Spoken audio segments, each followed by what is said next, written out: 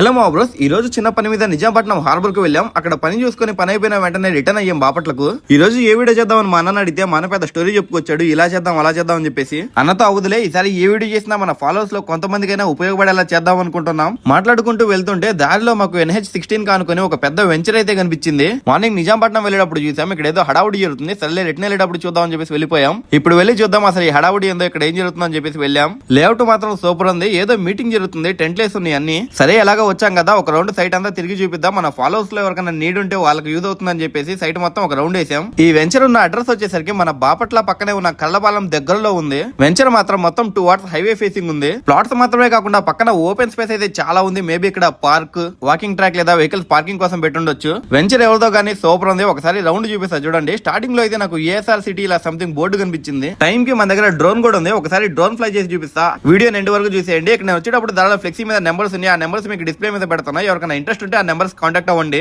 అన్నట్టు ఇది ప్రమోషన్ కాదండి. చాలా మంది మన ఫాలోవర్స్ రియల్ ఎస్టేట్ గురించి అడుగుతున్నారు, వెంచర్స్ గురించి, ప్లాట్స్ గురించి, సేల్ కుంటే పెట్టమని చెప్పేసి. అందులో ఎవరికైనా యూజ్ అవుతుందేమో అని ఈ వీడియో పెడతాం. దీని వల్ల మాకు వచ్చేది ఏమీ లేదు. ఈ వీడియోకి వచ్చిన రీచ్ ని అలాగే జనాల ఇంట్రెస్ట్ ని బట్టి ఇలాంటి మరిన్ని వీడియోస్ తీసుకురావాలా లేదనేది డిసైడ్ అవుతాం. ఈ రీల్ ని ఎవరికైతే యూజ్ అవుతుందో వాళ్ళకి షేర్ చేయండి. అలాగే ఇలాంటి మరిన్ని వీడియోస్ కోసం మన పేజ్ అయితే ఫాలో అయిపోండి.